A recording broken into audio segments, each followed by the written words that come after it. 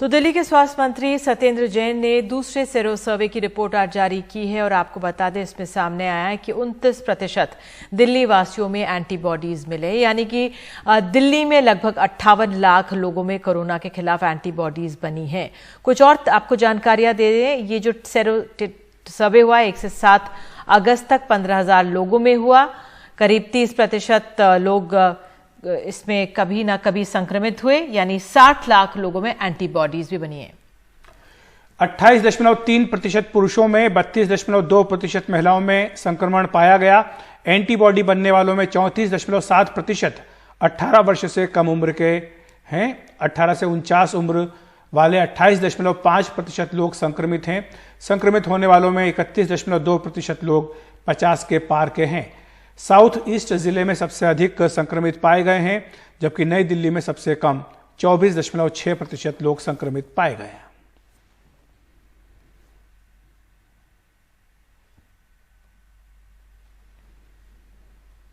हमारे साथ दो खास मेहमान जुड़ गए हैं चर्चा करने के लिए। डॉक्टर अरुण गुप्ता, जो कि अध्यक्ष हैं दिल्ली मेडिकल काउंसिल के।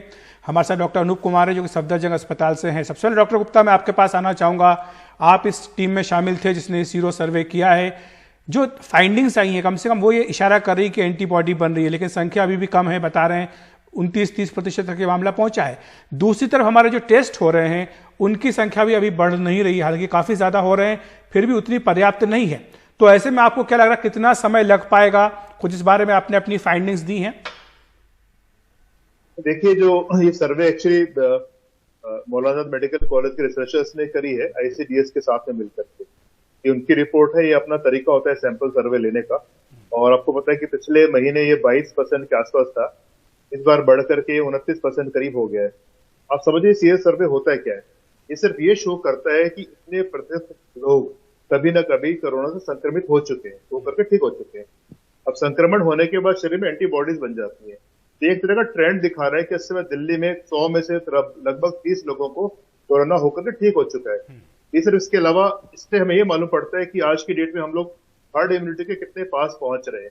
आपको पता है एज पर डॉक्टर्स और रिसर्चर्स कि किसी भी कम्युनिटी में या किसी भी शहर में किसी बीमारी को रोकने के लिए कम से कम 40 से 60% लोगों को होना चाहिए, तब जाकर के इतनी इम्यूनिटी लोगों में आ जाती है कि आगे उसका कम्युनिटी स्प्रेड रुक जाता है।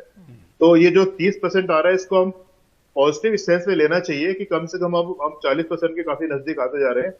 और निगेटिवली आप उसको देखें तो हम ऐसे ले सकते हैं कि आप देखो कितने सारे लोग हैं जो कि आपको पता नहीं चल पा रहे। तो अच्छी बात है कि एसिम्प्टोमेटिक बहुत ज्यादा लोग हैं जिनको पता ही नहीं चला, बीमारी होकर के ठीक हो गई।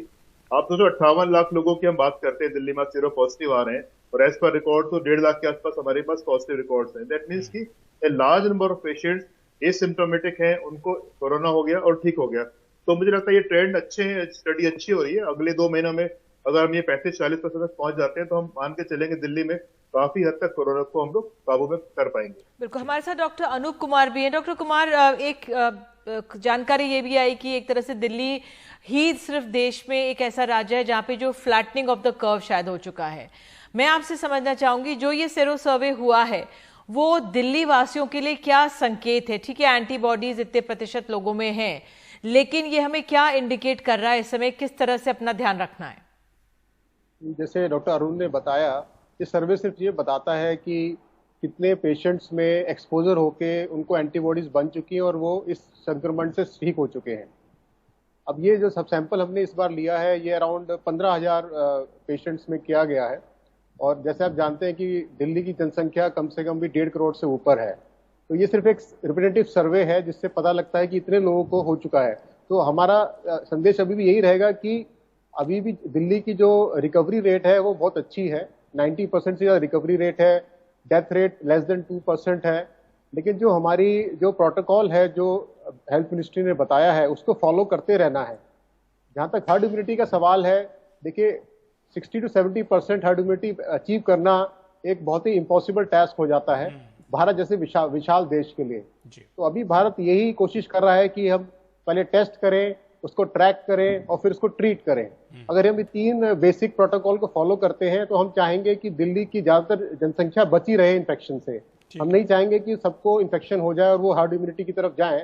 क्योंकि इसमें इवन 1% डेथ्स भी होती हैं तो वो बहुत ज्यादा डेथ्स हो जाती है। तो हमारा संदेश बिल्कुल क्लियर है कि आपको सारी सावधानियों को बरतते रहना है। मास्क जो बताया गया है, सैनिटाइजर, ये सब रखें और अपना सोशल डिस्टेंसिंग को मेंटेन करके रखें, क्योंकि भारत सरकार का एक ही उद्देश्य है कि कम से कम लोग इससे संक्रमित हो। और भारत सरकार, जैसे आप जानते हैं, वैक्सीन डेवलप करने में बहुत ही इसको प्राथमिकता दे रही है। ऑलरेडी 3 वैक्सीन पे काम चल रहा है, तो इसका जो फाइनल इलाज है वो वैक्सीन ही माना जाएगा। एक बार वैक्सीन आ जाती है तो डेफिनेटली फिर हमें इस संक्रमण से छुटकारा मिलने की उम्मीद मिल सकती है। डॉक्टर अरुण गुप्ता, मैं आपके पास आना चाहूंगा। आपने एक बहुत महत्वपूर्ण बात कही थी हर्ड इम्यूनिटी के बारे में। आपने जो एक उम्मीद भी जताई, जिसको हम कह सकते हैं कि 40% तक का लेवल भी अगर आ जाए तो माना जाएगा कि हर्ड इम्यूनिटी आपकी आ गई, आ सकती है। इसको लेकर के लेकिन एक राय नहीं है डॉक्टर गुप्ता, क्योंकि जो मैं न्यूयॉर्क टाइम्स से पढ़ रहा था वहां पर एक चर्चा हुई है वैज्ञानिकों के साथ अलग अलग, तो एक स्तर जो है उस पर तय नहीं हो पाया। हालांकि ये बात जरूरी है कि जो आप 40% की बात कह रहे हैं वहां तक बात पहुंचती दिख रही है। अगर हम भारत में बात करें तो पुणे में अभी आंकड़ा आया है कि वहां 50% से अधिक जो है वो सीरो सर्वे में पाया गया है। तो आपको लग रहा है कि हम एक सही दिशा में जा रहे हैं? नहीं, मैंने 40 नहीं कहा, मैंने कहा 40 से लेकर 60%। 40 से अलग अलग साइंटिस्ट के अलग अलग विचार होते हैं, 60-70% भी कहते हैं।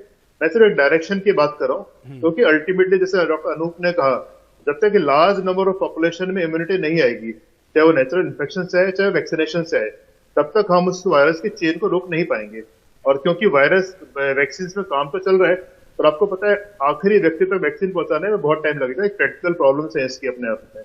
तो एक चीज मैं आपसे जानना चाह रहा था सर, एक चीज जो इससे जुड़ी हुई कि इम्यूनिटी के लिए जो एंटीबॉडीज बनी या नहीं बनी, ये आपको सीरो सर्वे में पता लगता है, लेकिन आप ज्यादा अच्छे से बता पाएंगे कि जो एंटीबॉडीज हैं उनमें एक एंटीबॉडी ऐसी है जो दिखाती है कि ये अब इम्यून हो गए, इनको इम्यूनिटी हो गई है, तो वो उसके लिए कि आपको आगे भी एक बार फिर से टेस्ट सारे करने पड़ेंगे या इसी में आपका काम चल जाएगा?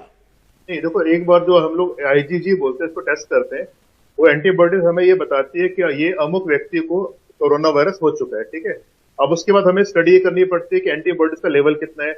आगे आने वाले दिनों में मालूम पड़ेगा एंटीबॉडी शरीर में कितने महीनों तक रहती है, क्योंकि उसके कम होने से फिर दोबारा वो आदमी को इन्फेक्शन हो सकता है। ये बातें धीरे धीरे मालूम पड़ेगी, पर एज एफ नाउ अगर आपके शरीर में एंटीबॉडीज हैं तो आपको इन्फेक्शन होने की पॉसिबिलिटी बहुत कम है। तो हम मान के चलेंगे भी 30% लोग दिल्ली में ऐसे हैं जिनको इन्फेक्शन की पॉसिबिलिटी बहुत कम है। अगर ये संख्या 50-60% हो जाए तो वायरस के चेन को ब्रेक करने में आसानी होती है। एक नोन ट्रेंड है मेडिकल साइंस में। डॉक्टर गुप्ता, मैं आपसे ये समझना चाहूंगी, अभी हम जानकारी पंजाब के बारे में देंगे, वहां पे सीरो सर्वे हुआ है, वहां पे जो कंटेनमेंट जोन में 27% पाया गया है कि 27% लोगों में एंटीबॉडीज पाई गई हैं। अभी अखिलेश ने पुणे का जिक्र किया, सबसे ज्यादा संक्रमित जिला जो पूरे देश भर में पुणे माना जा रहा है अपने आप में। तो अगर हम करीब 30% हैं तो वाकई में इसको हल्के से नहीं लिया जा सकता। मैं ये आपसे समझने की कोशिश करना चाह रही हूँ जी। तो अगर हम अदर वेरिएंट देखें, अदर वे राउंड, 70% लोग आज भी एक्सपोज्ड हैं। आप उसको देखो तो 70% लोग आज भी एक्सपोज्ड हैं। इसलिए इसका मतलब, मेरा कहने का मतलब नहीं कि हम बिल्कुल सेफ है, हम लोग बिल्कुल भी सेफ नहीं है। पर ये जो फिगर है 29% की, उसको आप पॉजिटिव नेगेटिव दोनों तरफ देख सकते हैं। आप नेगेटिव देखें तो ऐसे देख सकते हैं इतने लोगों को इन्फेक्शन हो चुका जो कि पकड़ में नहीं आए, और एज ए पॉजिटिव देखो तो आप मान के चलो कि इतने लोगों को सिम्टम नहीं हो, अपने आप ठीक हो गए, और इतने लोग आज की डेट में इम्यून है। तो ये ट्रेंड बताता है खाली, जो कि अगले 2 महीने में और मालूम पड़ेगा कि दिल्ली में कितने लोगों ने फैल चुका है। आपके पास आना चाहूंगा डॉक्टर अनूप, इससे पहले कि हम इस चर्चा को विराम दें, मैं आपसे ये समझना चाह रहा था कि ये जो पूरा नतीजा आया है सीरो सर्वे का, आगे भी होंगे निश्चित तौर पर, यह बात तय मानी जा रही है, तो इसमें हम आगे किस तरह से इसको लेंगे? क्योंकि जो फ्लैटनिंग ऑफ कर्व की बात की जा रही है वो सिर्फ दिल्ली की बात नहीं है, पूरे देश की बात है। अगर हम पिछले कुछ दिनों के आंकड़े उठा करके देखें तो 5 ऐसे राज्य हैं भारत में अभी जहां सबसे अधिक मामले सामने आ रहे हैं। देखिए, ये जो स्टडीज होती हैं, ये एक तरह की एपिडेमियोलॉजिकल स्टडीज होती हैं, जिससे हमारे सरकार को पॉलिसी बनाने में हेल्प मिलती है। जैसे कि दिल्ली सरकार ने बोला है कि हर महीने वो सर्वे करना चाहती है, जिससे कि उनको अपनी पॉलिसी रिवाइज करने में हेल्प मिलेगी।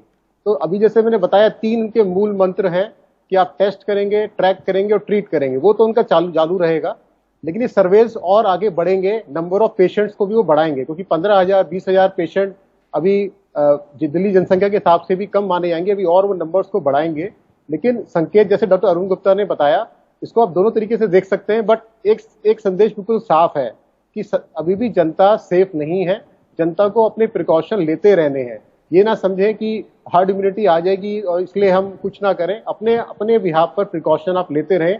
जब तक वैक्सीन नहीं आती तब तक हम इसकी सेफ्टी से बहुत दूर डॉक्टर गुप्ता, ये शुरू में कह दिया गया था कि भारत इतना बड़ा देश है, इतनी ज्यादा आबादी की, यहाँ पर हर्ड इम्यूनिटी का जो मॉडल था उसको तो शुरू में रिजेक्ट कर दिया गया था, तो फिर से हम उस रास्ते पे क्यों जा रहे हैं? हम लोग उस रास्ते पर जा नहीं रहे। ये एक नेचुरल प्रोग्रेशन ऑफ डिसीज होता है। आप उसके पहले दुनिया में बहुत सारी बीमारियां आई हैं, तो जैसे डॉक्टर्स रिसर्चर्स ये मान के चलते हैं कि भाई आप उस बीमारी को कैसे रोकोगे, आइदर वैक्सीन से या हर्ड इम्यूनिटी। जो नेचुरल इम्यूनिटी इसमें हमारा कोई को डेवलप करने में डॉक्टर्स का या किसी का कोई रोल नहीं होता, पर वो एक नेचुरल जब सोसाइटी में फैलती है तो बीमारियां ऐसे रुकती भी हैं। तो हम लोग इसकी ओर भी देखते हैं कि कहीं ना कहीं ये रोकने में हेल्प मिलेगी। उसकी विश करते हैं कि ज्यादा से लोगों को जल्दी हो जाए। इसमें ये सवाल इसलिए पूछ रहा हूं सर कि यूके में शुरुआत में कहा गया कि हर्ड इम्यूनिटी मॉडल होगा, लेकिन बाद में उनको वापस कंटेनमेंट पर और उसका लॉकडाउन वाले मॉडल पर आना पड़ा। मैं कह रहा हूँ ये देखो, कोरोना वायरस नया वायरस है, किस तरह से बिहेव कर रहा है हम लोग विद टाइम लर्न कर रहे हैं। आज हमें ये भी नहीं पता कि अगर एंटीबॉडीज बनती है तो किसका लेवल कितना होता है। हमें ठीक से ये नहीं पता एंटीबॉडीज कितने दिन चलेंगी। बिल्कुल डॉक्टर साहब, आप दोनों जुड़े, बिल्कुल आपने सही कहा डॉक्टर कुमार और डॉक्टर गुप्ता की वाकई में इस वायरस को अभी समझने में हमें समय लगेगा। दिल्ली में एक सेरो सर्वे आया, उसकी जानकारी हमने आपको